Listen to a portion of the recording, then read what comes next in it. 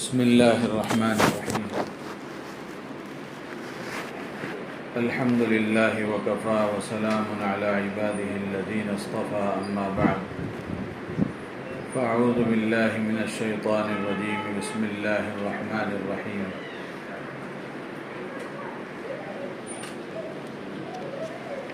ان الابرار یشربون من کأس کان مزاجها کافورا عینا یشرب بها عباد اللہ یفجرونها تفجیرا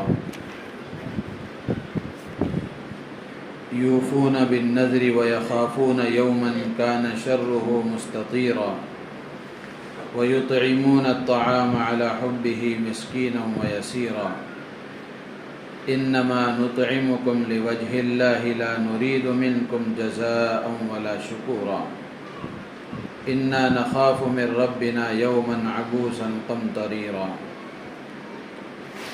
صدق اللہ العظیم۔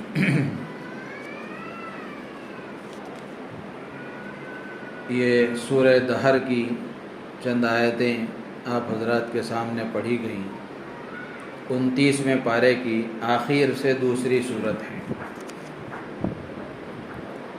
اس میں اللہ تعالیٰ نے ابرار اور نیک لوگوں کا تذکرہ فرمایا ہے کہ قیامت کے دن اللہ تبارک و تعالی نیک لوگوں کو بہترین بدلہ عطا فرمائیں گے، ان کے نیک اعمال کی بہترین جزا عطا فرمائیں گے۔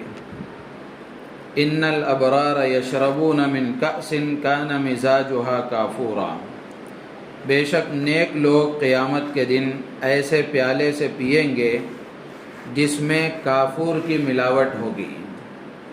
عینا یشرب بها عباد اللہ، ایسے چشمے سے پئیں گے جس سے اللہ کے بندے پیتے ہیں۔ یہ سارے انعامات اور اللہ کی طرف سے یہ ملنے والی ان کو جزا، یہ کیوں ان کو دی جا رہی ہے، اور قیامت کے دن ان کا یہ جو اعزاز کیا جا رہا ہے یہ کیوں کیا جا رہا ہے، تو اللہ تعالیٰ اس کے وجوہات اور اس کے اسباب بیان کرتے ہوئے ارشاد فرماتے ہیں یوفون بالنذر، کہ یہ اللہ کے نیک بندے جو آج اللہ کی جنت سے اور جنت کی نعمتوں سے فائدہ اٹھا رہے ہیں، یہ کیوں فائدہ اٹھا رہے ہیں؟ یوفون بالنذر، اس لیے کہ یہ نذر اور منت کو پورا کرتے تھے۔ وَيَخَافُونَ يَوْمًا كَانَ شَرُّهُ مُسْتَطِيرًا، اور قیامت کے دن سے ڈرتے تھے۔ وَيُطْعِمُونَ الطَّعَامَ عَلَى حُبِّهِ مِسْكِينًا وَيَتِيمًا وَأَسِيرًا، اور ضرورت مند بندوں کو، یتیموں کو، قیدیوں کو کھانا کھلاتے تھے اللہ کی محبت میں، یا پھر کھانا ان کو محبوب اور پسند ہونے کے باوجود اپنے آپ پر وہ دوسروں کو ترجیح دے کر اللہ کے ضرورت مند بندوں کی ضرورت کو پورا کرتے تھے۔ اور یہ کھلانے کے بعد کہتے تھے انما نطعمکم لوجہ اللہ، بلا شبہ ہم تمہیں صرف اللہ کو راضی کرنے کے لیے کھلا رہے ہیں، لا نرید منکم جزاء ولا شکورا، ہم تم سے نہ کوئی بدلہ چاہتے ہیں نہ شکریہ چاہتے ہیں۔ تو اس میں اللہ تعالیٰ نے 3 باتیں ذکر فرمائی ہیں کہ اللہ تعالیٰ کے نیک بندے جن کو اللہ تعالیٰ جنت کی نعمتیں عطا فرمائیں گے اور جنت کی نعمتوں سے وہ فائدہ اٹھائیں گے، وہ کس لیے؟ اس لیے کہ وہ لوگ منت کو اور نذر کو پورا کیا کرتے تھے۔ نذر اور منت کسے کہتے ہیں؟ یہ آدمی اپنے اوپر واجب کر لیتا ہے۔ مثال کے طور پر کسی آدمی نے یہ منت مان لیا کہ میرا فلاں کام ہو گیا تو میں اتنے رکعت نماز پڑھوں گا، یا میرا فلاں کام ہو گیا تو اتنے دن روزہ رکھوں گا، یا میرا فلاں کام ہو گیا تو اتنے دن اعتکاف کروں گا۔ تو یہ منت ماننا، یا کسی کام کے بغیر، کسی شرط کے بغیر یوں ہی آدمی کہہ لے کہ میں 10 دن یا 10 روزے اپنے آپ پر واجب کر لیتا ہوں، 10 روزے رکھنے کی منت مان لیتا ہوں، تو اس طرح چاہے کسی شرط کے ساتھ ہو، کسی کام کے ساتھ معلق کر کے ہو، یا مطلق طور پر یوں ہی آدمی کوئی منت مان لے، تو یہ منت کے احکام میں سے یہ ہے کہ آدمی جب اپنے اوپر کسی چیز کو واجب کر لے تو اس کو پورا کرنا ضروری ہے۔ آدمی جب یہ منت مان لیتا ہے کہ میرا کام ہو گیا تو، یا پھر یوں ہی میں 10 روزے رکھوں گا، تو اب وہ 10 روزے رکھنا اس کے لیے واجب ہے۔ 10 دن کا اعتکاف کروں گا تو وہ 10 دن کا اعتکاف کرنا اس کے لیے واجب ہے۔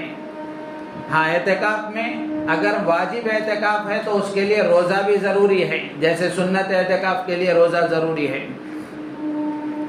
تو اس طرح منت مانتا ہے تو اللہ کے جو نیک بندے ہیں جب وہ کسی چیز کو اپنے اوپر واجب کر لیتے ہیں تو اس کو پورا کرتے ہیں۔ ایسا نہیں کہ کئی منتیں مان لی اور پھر جب کام ہو گیا تو سب بھول گئے، ایسا نہیں، بلکہ اللہ کے جو نیک بندے ہوتے ہیں وہ جب کسی چیز کو اپنے اوپر واجب کر لیتے ہیں تو اس کو پورا کرتے ہیں۔ اب منت کے سلسلے میں کچھ شرائط ہیں، منت ماننے کے سلسلے میں کچھ شرائط ہیں۔ ایک شرط یہ ہے منت ماننے کے سلسلے میں کہ آدمی کسی گناہ کی منت نہ مانے، کسی غلط کام کی منت نہ مانے۔ اگر کسی گناہ کی اور غلط کام کی آدمی منت مان لیتا ہے اور نظر مان لیتا ہے تو اس کو پورا کرنا اس کے لیے ضروری نہیں ہوتا، بلکہ اس کو پورا نہ کر کے اس منت کو توڑ کر اس کا کفارہ ادا کرنا اس کے لیے ضروری ہوتا ہے، اس لیے کہ گناہ کا کام ہے۔ گناہ کا کام آدمی بھلے اپنے اوپر واجب کر لے لیکن اس کو چھوڑنا ضروری ہے، کرنا ضروری نہیں ہے۔ ہاں، اب چھوڑ رہا ہے، نہیں کر رہا ہے، واجب تو اس نے اپنے اوپر کر لیا تھا نا، تو نہ کرنے کی وجہ سے، منت کو توڑ دینے کی وجہ سے اس پر کفارہ واجب ہوگا، وہ کفارہ ادا کرنا ضروری ہے۔ اسی طریقے سے ایسی چیز کی آدمی منت نہ مانے جو پہلے سے اللہ کی طرف سے اس پر لازم اور واجب ہے۔ جیسے مثال کے طور پر آدمی یہ منت مان لے کہ میرا فلاں کام ہو گیا تو میں 5 دن ظہر کی نماز پڑھوں گا، 5 دن عصر کی نماز پڑھوں گا، تو اب آپ کے منت ماننے کی کیا ضرورت ہے؟ وہ ظہر پہلے سے فرض ہے، ظہر پہلے سے فرض ہے، تو ایسی چیز کی منت ماننے سے وہ منت ہوتی نہیں ہے۔ تو الغرض اللہ کے نیک بندے جو ہوتے ہیں وہ اپنی منتوں کو پورا کرتے ہیں۔ اور دوسری بات اللہ تعالیٰ فرماتے ہیں کہ وَيَخَافُونَ يَوْمًا كَانَ شَرُّهُ مُسْتَطِيرًا، اور وہ قیامت کے دن سے ڈرتے ہیں۔ آخرت کا ڈر، قیامت کا ڈر، اللہ کے سامنے حاضر ہونے کا ڈر، اللہ کے پاس جواب دہی کا ڈر، یہ بہت بڑی چیز ہوتی ہے۔ جس آدمی کو آخرت کا خیال ہوتا ہے، جس آدمی کے پیش نظر آخرت ہوتی ہے، وہ آدمی گناہ نہیں کیا کرتا۔ آخرت کا ڈر اور خوف آدمی کو گناہوں سے بچا لیتا ہے۔ 2 چیزیں ہیں، ایک اللہ کا ڈر اور خوف، اور دوسرا آخرت کا ڈر اور خوف۔ یعنی آدمی یہ سوچ لے کسی گناہ کے کرنے سے پہلے کہ کل کو مجھے مرنا ہے اور پھر قیامت کے دن اللہ کے سامنے کھڑے ہو کر قیامت کے دن تنہا حساب دینا ہے اور اللہ تعالیٰ پائی پائی کا حساب لیں گے۔ یہ خیال اگر کسی کا بن جاتا ہے، یہ خیال اگر کسی کے اندر آ جاتا ہے تو یہ خیال آدمی کو گناہ سے بچا دیتا ہے۔ تو آخرت کا ڈر اور خوف یہ آدمی کو گناہوں سے بچا دیتا ہے۔ تو اللہ کے جو نیک بندے ہوتے ہیں وہ نیک بندے آخرت سے ڈرتے ہیں۔ آج جو ہم بے لگام زندگی گزار رہے ہیں، نہ اللہ کا ڈر اور خوف ہے، نہ آخرت کا کوئی خیال ہے، نہ ہمیں قبر یاد آتی ہے، نہ حشر کا میدان یاد آتا ہے، نہ اللہ کے سامنے حساب و کتاب کا مسئلہ یاد آتا ہے، اس کی بنیادی وجہ یہی ہے کہ آدمی کو آخرت پیش نظر نہیں ہے، آخرت سامنے نہیں ہے۔ یعنی آدمی کو اس بات کا یقین یا پھر یہ چیز آدمی کے سامنے نہیں ہے کہ مجھے مرنا ہے، پھر اللہ کے سامنے کھڑے ہونا ہے، قیامت کا دن آنے والا ہے، اس دن میں میری ہر حرکت کا حساب لیا جائے گا۔ یہ احساس نہ ہونے کی وجہ سے آدمی بے لگام زندگی گزار رہا ہے، نمازیں بھی چھوٹ رہی ہیں، روزے بھی چھوڑ رہا ہے، آنکھوں کا بھی غلط استعمال ہو رہا ہے، مال غلط طریقے سے کما رہا ہے، غلط طریقے سے خرچ کر رہا ہے، بیوی بچوں پر ظلم ہو رہا ہے، ماں باپ کے حقوق ضائع ہو رہے ہیں، کاروبار صحیح طریقے سے آدمی نہیں چلا رہا ہے، اخلاق اس کے گر رہے ہیں۔ یہ سب اسی لیے ہے کہ آدمی کو آخرت کا استحضار نہیں ہے، آدمی کو آخرت کا استحضار نہیں ہے۔ جس دن آخرت کا استحضار ہو جائے گا کہ قیامت کا دن آنے والا ہے اور میرا حساب ہونے والا ہے، یہ احساس جس کے اندر پیدا ہو جاتا ہے وہ آدمی گناہوں سے بچ جاتا ہے۔ تو اللہ کے جو نیک بندے، متقی بندے، پاکیزہ اور فرمانبردار بندے ہوتے ہیں، ان کے اندر آخرت کا ڈر اور خوف ہوتا ہے، آخرت کا ڈر اور خوف ہوتا ہے، آخرت کا استحضار ہوتا ہے۔ ان کے سامنے آخرت ہوتی ہے کہ کل کو قیامت کا دن ہوگا اور ہمیں اس دن اللہ کے سامنے حساب دینا ہے۔ اور جو نیک بندے ہوتے ہیں، قیامت کے دن جب ان کا نام اعمال ان کے سامنے پیش کیا جائے گا اور ان کے دائیں ہاتھ میں دیا جائے گا، تو سورہ حاقہ میں اللہ تعالیٰ نے اس کا ذکر فرمایا ہے، فَأَمَّا مَنْ أُوتِيَ كِتَابَهُ بِيَمِينِهِ فَيَقُولُ هَاؤُمُ اقْرَءُوا كِتَابِيَهْ، جس کے ہاتھ میں اس کا نام اعمال دائیں ہاتھ میں دیا جائے گا، وہ آدمی خوشی کے مارے لوگوں سے کہتا پھرے گا کہ آؤ دیکھو میرا نام اعمال پڑھو، ہاؤم اقرؤوا کتابیہ۔ اس کے بعد کا جو جملہ ہے وہ اس وقت کے موضوع سے متعلق ہے، انی ظننت انی ملاق حسابیہ۔ قیامت کے دن اللہ کا نیک بندہ کہے گا جس کا نام اعمال اس کے دائیں ہاتھ میں دیا جائے گا، دائیں ہاتھ میں دیے جانے کا مطلب یہ ہے کہ وہ آدمی کامیاب ہے، کامیابی کی سرٹیفکیٹ گویا اس کو مل گئی۔